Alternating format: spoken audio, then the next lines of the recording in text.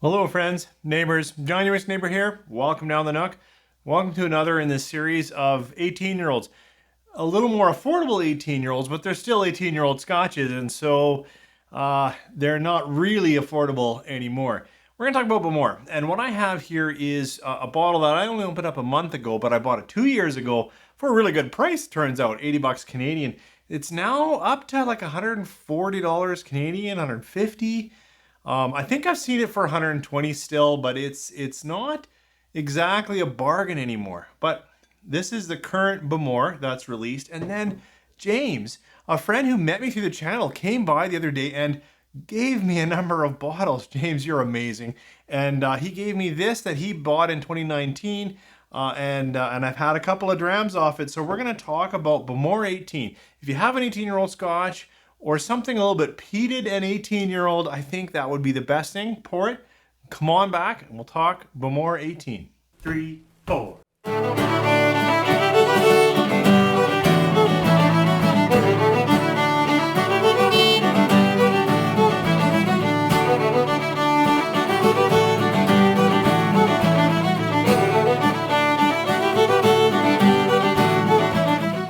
Thanks for coming back. As I said, we're going to talk some 18-year-old Scotch, and this is Bowmore 18. Bowmore is on Islay. We've got, peat kicking around in here. That's when they stop the malting process of the barley. They dry it over a fire or a furnace that has peat burning in it. But I will say Bowmore uses less peated malt than some of the other, the Lafroig and Ardbeg. Those ones have more peat kicking around in them than Bowmore. This 18-year-old is 43%, and I think it's chill filtered and I think it's colored. So certainly in the whiskey community, those are things that we either have to look past or whatnot. We're really not happy. We'd like 46, we'd like non-chill filtered, and I'd want to honor the color and consider it. I can't do that. But I'm one of these people out there that if the malt is good, I'm going to enjoy the malt, whether it's 40%, 43%, or any of that stuff. I prefer non-chill filtered in 46, but I'm willing to give it a shot. So this is Bowmore 18, nose and palate. And it's nice to be in Islay country in the sense of now we've got some smoke, we've got some peat, and even a little brine. There's a sweetness to it, already a little bit of sherry quality. A little bit of floral. There is some vanilla in here. There is some a little more aromatic. The sherry isn't thick resinous, isn't fig old book. It's a fairly light sherry, almost a berry in with, that smoke and that brine. I don't mind this nose at all. It's quite nice. Just give it a try on the palate. Sláinte. That's where it could use a little non-chill filter. It's a little thin in the palate, but the flavors are good.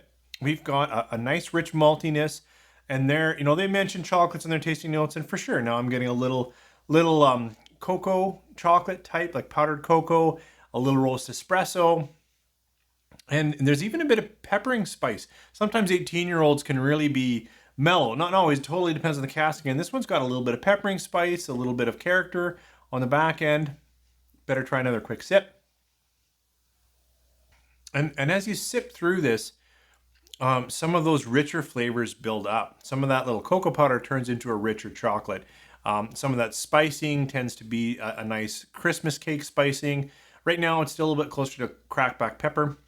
It's not very complex in this moment, but it does get a little richer as you sip it along.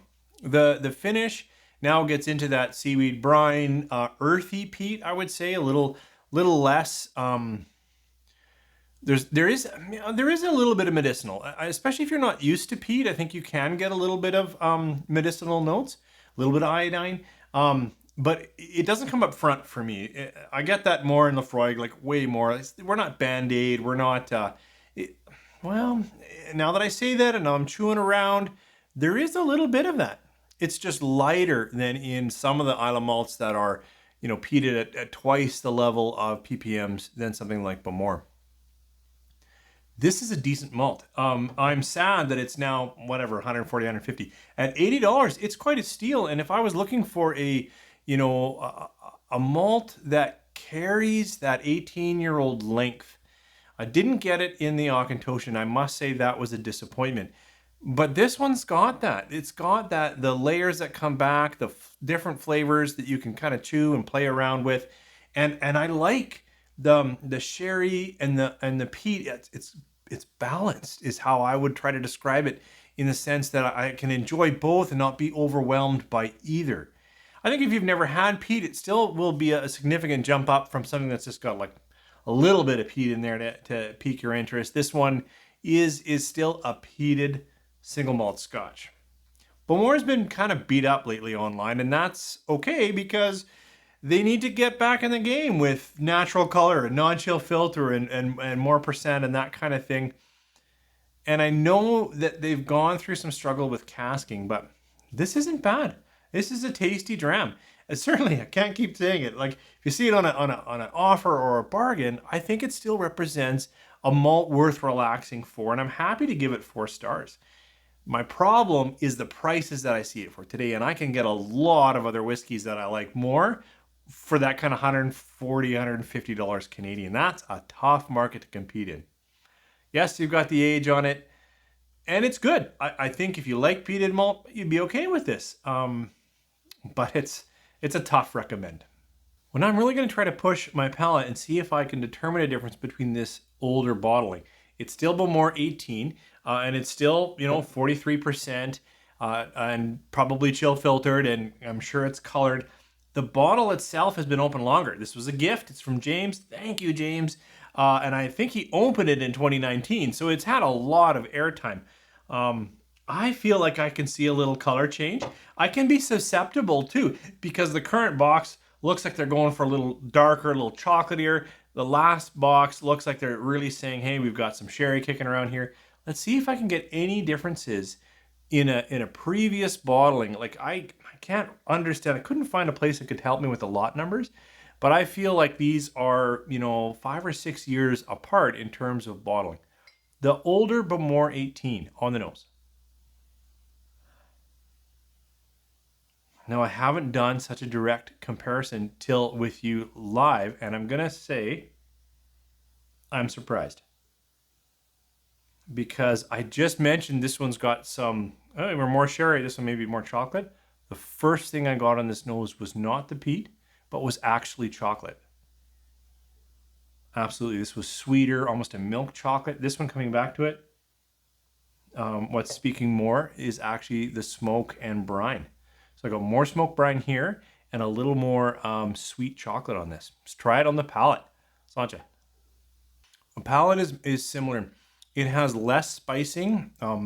More Christmas cake spicing, more of that sweet, brandied cherry, a little bit of walnut, a little bit of, I'm trying to think of describing when I say Christmas spice, even a bit of cinnamons. This has more of that, but much less heat. This one, there was heat cracked black pepper and smoked brine, whereas this one is much sweeter and I would say a little more fruit forward. Another quick sip. Look, it's just sitting down and tasting it together. In this moment, in this tasting, going right back and forth between the two, this one has more smoke and I don't want to say it's actually more peat, earthiness, cracked black pepper, darker espresso chocolate. It's a broodier dram. I don't think that's a word, but that's where it's going. This one has some of the same peat characteristics when I'm in it, but all around it, it's fruitier, lighter, and the spice palette is nowhere near the same kind of peppery notes that I'm getting here. So a significant difference. Tough to give a star. It's really a preference because they're the same house. Again, the prices you can get these at, well, I don't think you can get this one anymore, or have become a real showstopper. But aside from that, I know it doesn't get a lot of love online, but these are decent. They're actually quite good. I'm enjoying them. And again, James, gentlemen, for dropping this off and letting me enjoy it and to do the comparison, because for me it has changed. Thanks for joining me here for this. I may have 1 or 2 18-year-old bottles left, but I don't buy a lot in that range, so not that many coming out in this series. Hope you guys are having a great weekend. And tomorrow, hope you spoil your father. And for those that have had challenging fathers, I just want to say, I hope you have found care in other adults and other people that can give you guidance, because I know not all fathers are who they should be. And if you are a father, every day I get up and I make choices that I hope my kids will be proud of and that will support them into being better people than I am. You guys take care.